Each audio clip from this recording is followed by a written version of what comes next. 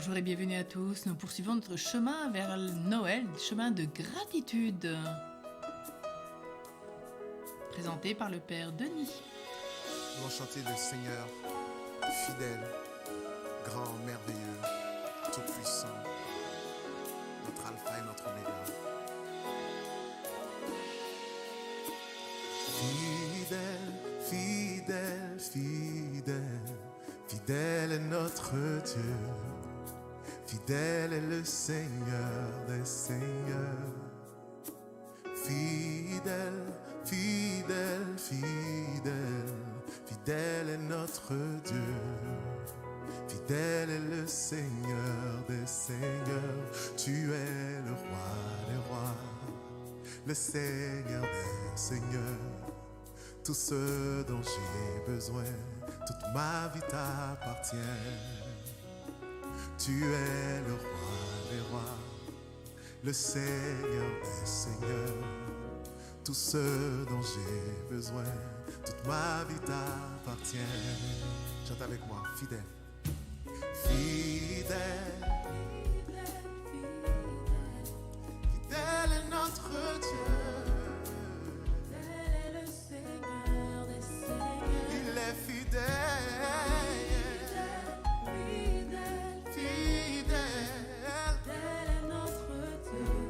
Dans ta vie, sa bonté, sa fidélité. Fidèle, fidèle, fidèle, fidèle, fidèle. Tu es notre Dieu. Fidèle. Fidèle est le Seigneur des Seigneurs. Tu es fidèle, Seigneur.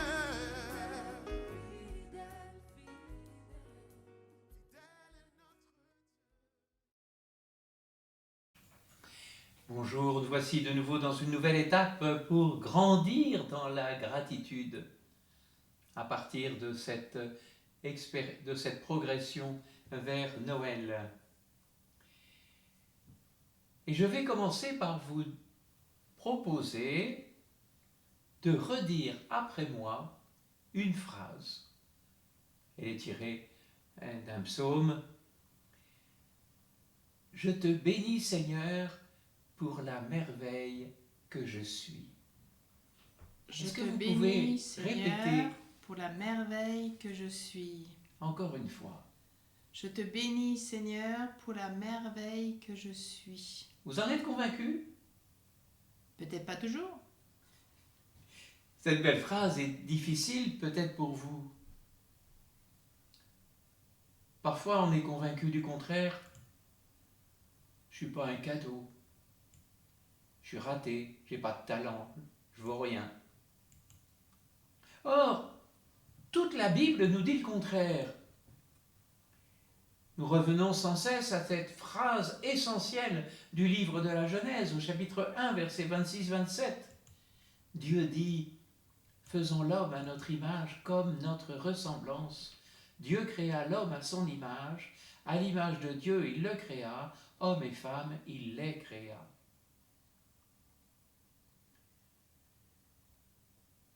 Et c'est Dieu lui-même qui nous dit que nous sommes beaux et bons. Attention, ce n'est pas forcément le regard de la société. Dieu vit que cela était très bon. Et c'est la seule fois dans tout le récit de création où Dieu dit que c'était très bon. Autrement, pour tout le restant de la création, Dieu dit que cela était bon. Et cela sera repris par le prophète Isaïe au chapitre 43, verset 5. « Tu as du prix à mes yeux. Tu as de la valeur et je t'aime. Ne crains pas, car je suis avec toi. Je suis avec toi. »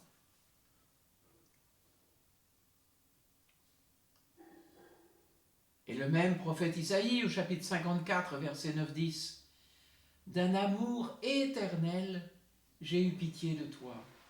Car les montagnes peuvent s'écarter et les collines chanceler. Mon amour ne s'écartera pas de toi. Mon alliance de paix ne chancellera pas, dit le Seigneur qui te console. »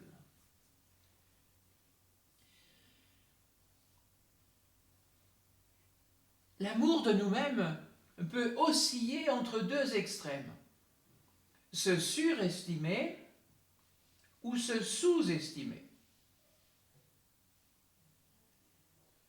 On peut se dévaloriser, voire se minimiser sous faux prétexte d'humilité, ou bien on peut au contraire se placer au-dessus des autres. Oh ben regarde Seigneur, qu'est-ce que je suis bien dans ton temple, je donne la moitié de mes biens, je partage, je fais ceci, je fais cela. Waouh! Il est parfois plus facile que l'on croit de se haïr soi-même. Aussi, j'allais dire la grâce des grâces. Hier, nous avons entendu ce passage du Cantique des Cantiques. La grâce des grâces, c'est de s'aimer humblement soi-même, comme un enfant, comme une créature bien-aimée de Dieu, comme un enfant bien-aimé de Dieu, comme un frère et une sœur en Christ, en vivant de l'Esprit Saint, l'Esprit d'amour qui les unit. Alors, repérons d'abord 3 ennemis de la gratitude vis-à-vis de soi-même. Le premier ennemi, c'est la comparaison. Ah, moi j'ai pas ceci, mais telle personne a telle caractéristique, telle qualité, tel talent, tel bien matériel. Arrêtons de nous comparer, parce que cela mène tout droit à la jalousie, voire à l'orgueil.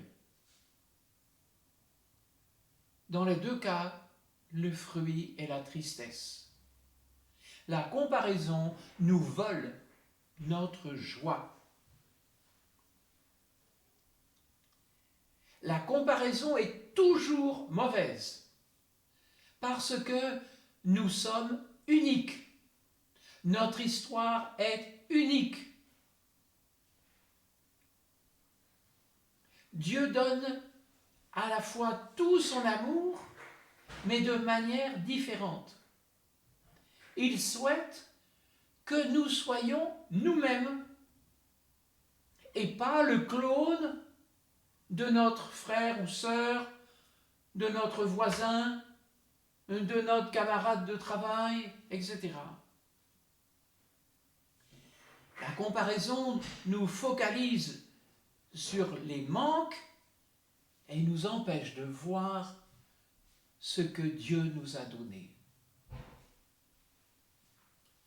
Premier ennemi, la comparaison. Deuxième ennemi de la gratitude vis-à-vis de soi-même, des paroles négatives. Ces paroles que l'on, alors vous chercherez le on, n'a pu prononcer sur moi. Tu sais rien faire. Tu es un bon à rien. Tu comprends rien. Tu es né par accident. On ne te voulait pas. Tu es bête, tu es méchant. Tu changeras jamais. Vous savez, tous ces étiquettes qu'on vous colle. Et à force de les entendre, on finit par se les dire à soi-même.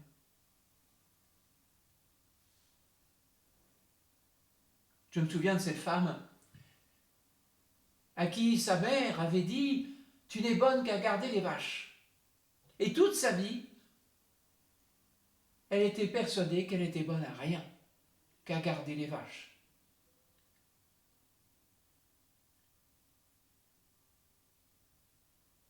Et il a fallu faire tout un travail sur elle-même, avec la parole de Dieu, bien sûr, pour comprendre que cette parole négative que l'on avait prononcées sur elle, qu'elle s'était appropriée elle-même, n'étaient pas respectueuses de la beauté, de l'amour unique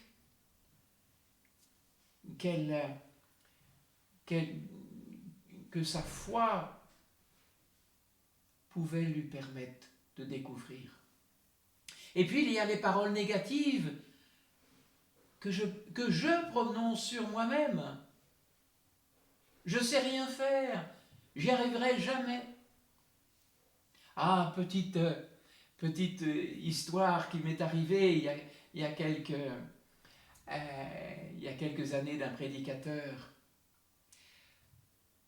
Il ne faut jamais dire jamais et jamais dire toujours. Vous savez, je n'y arriverai jamais, je ne changerai jamais, je suis toujours comme ça. Ça, ce sont des paroles toxiques. Elles sont fausses. Elles ne proviennent pas de Dieu, elles proviennent du démon, qui cherche toujours à nous diviser,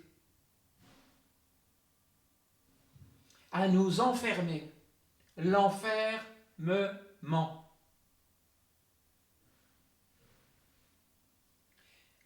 Jésus n'a jamais dit de paroles négatives à quiconque,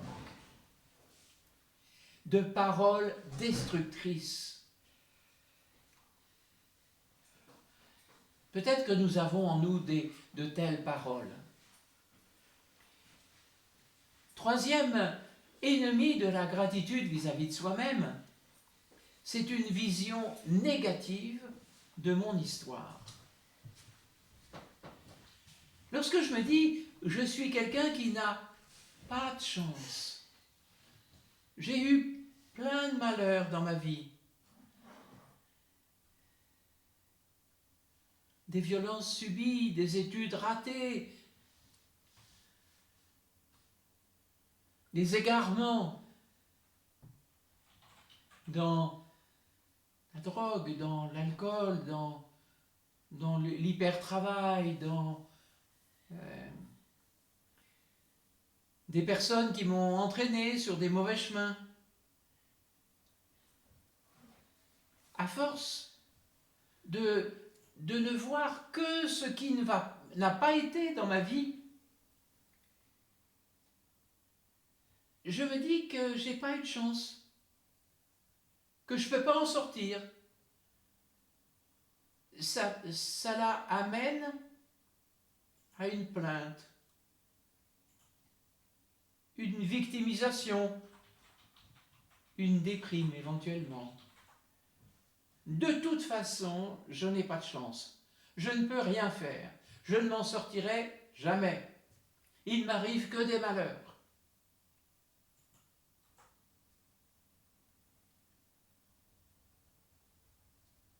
Posons-nous la question.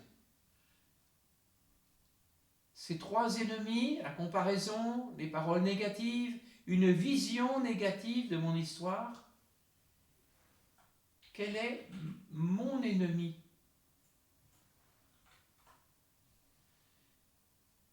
Et accueillons les trois remèdes pour grandir dans la gratitude vis-à-vis de soi-même.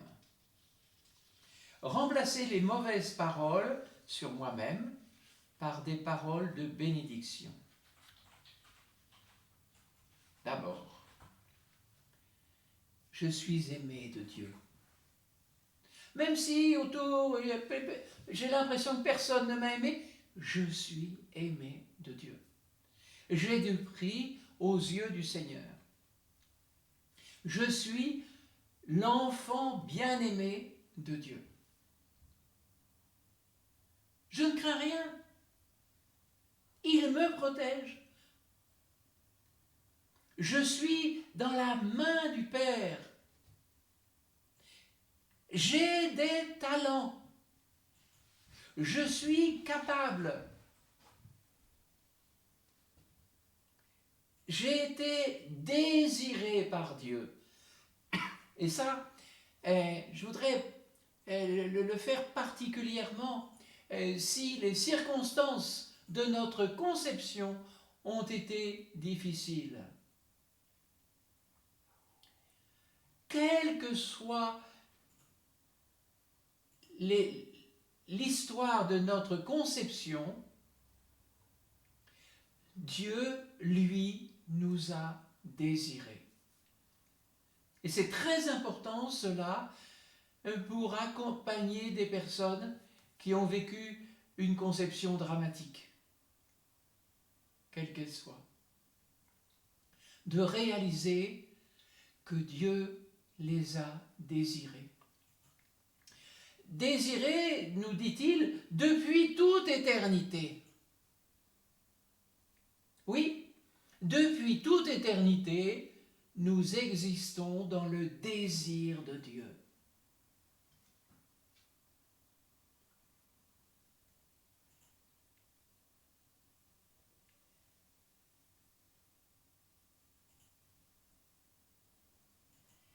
Deuxième remède pour grandir, accueillir l'amour inconditionnel de Dieu pour moi-même.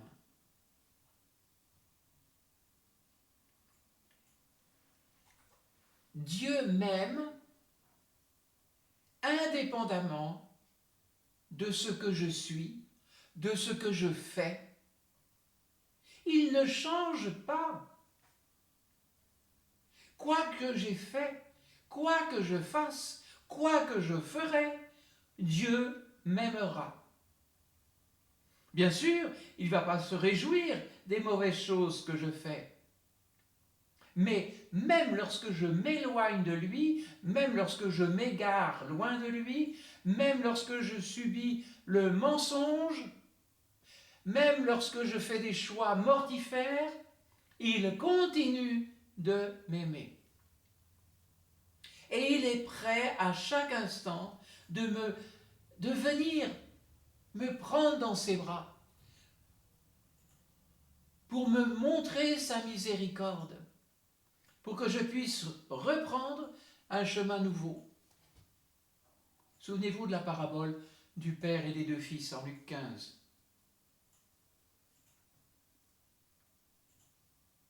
Dans votre temps de prière aujourd'hui, relisez ce chapitre. Vous êtes peut-être comme l'enfant prodigue qui a récupéré tout le patrimoine et puis qui est allé dilapider sa vie.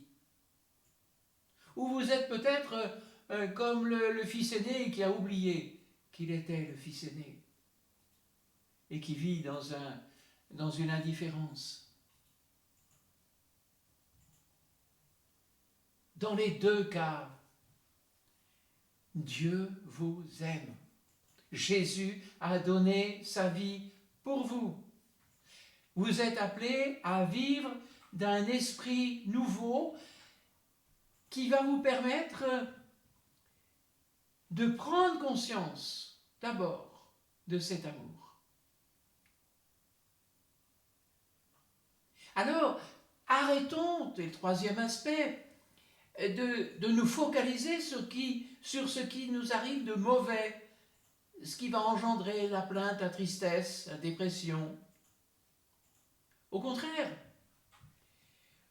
relire dans ma vie tous les moments où Dieu le Père, Jésus, l'Esprit Saint, et vous pouvez élargir au Saint, à votre ange gardien, à telle ou telle personne, qui vous ont réconforté, qui vous ont consolé, qui vous ont aidé à en sortir.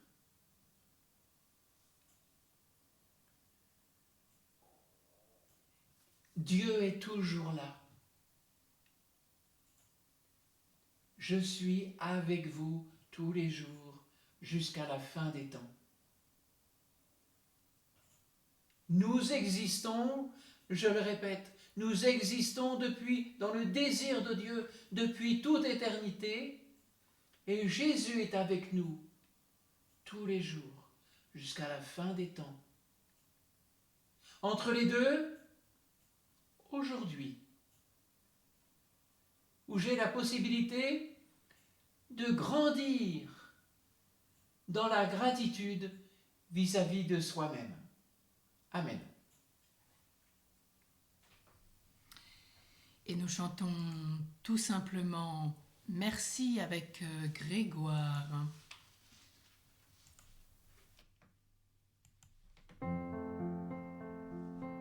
Je sais que l'on se connaît peu, mais je dois vous faire un aveu. J'ai l'impression bizarre, étrange, qu'aujourd'hui mon bonheur se venge. Lui que ma peine avait puni, relégué au rang de banni, il se relève et règne en maître. C'est vous qui l'avez fait renaître. Alors merci.